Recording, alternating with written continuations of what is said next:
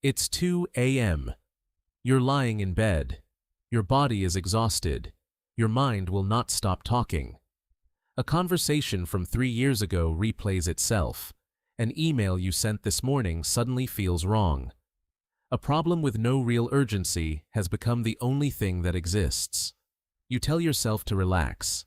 It doesn't work. You tell yourself to sleep. That doesn't work either. And somewhere in the middle of the fifth replay of a conversation nobody else remembers, you start to wonder if something is broken in you. Nothing is broken. You're running a very old program at exactly the wrong time. Your brain did not evolve to give you rest. It evolved to keep you alive. For most of human history, danger did not politely wait for daylight.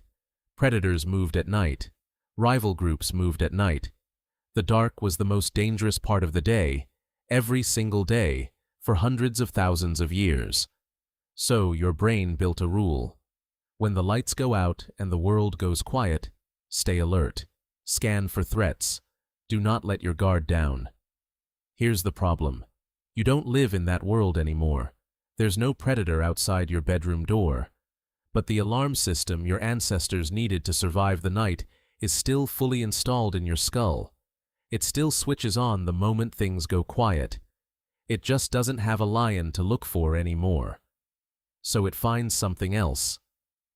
Psychologist Thomas Borkovich studied this exact pattern decades ago. He found that worry isn't random. It's a mental habit your brain uses to feel like it's solving a threat, even when the threat is imaginary. Lying awake replaying an awkward text message feels, to your ancient alarm system, almost identical to scanning the tree line for movement. Different threat, same circuitry, same 2 a.m. wiring. There's a second reason this happens, and it's even stranger. During the day, your prefrontal cortex is in charge.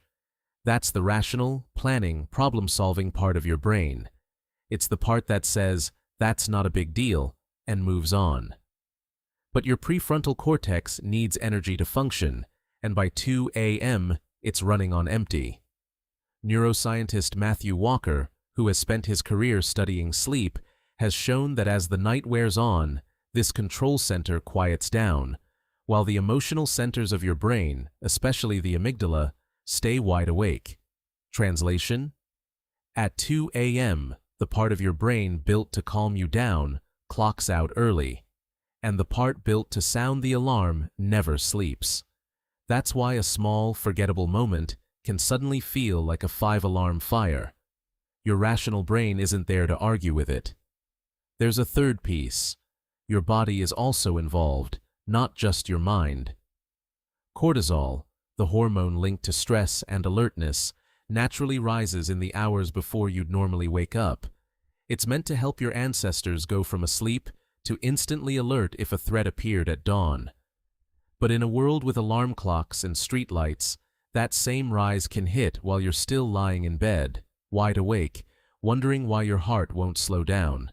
So picture it. It's the middle of the night. Your rational brain has gone quiet. Your alarm system is still scanning. And your body is already flooding itself with the chemistry of urgency. Of course, a random thought turns into a spiral.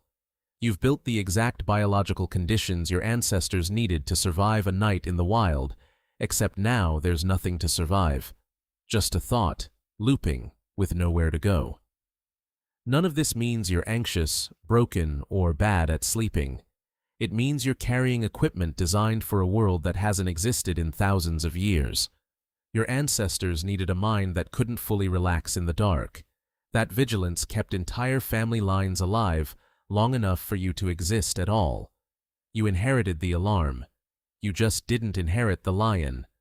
So the next time it's 2 a.m., and your mind won't let go of something that felt so small in daylight, remember what's actually happening.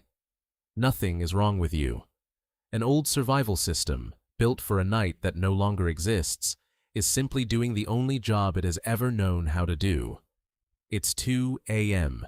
Your body is exhausted. Your mind will not stop talking. And now, at least, you know exactly why.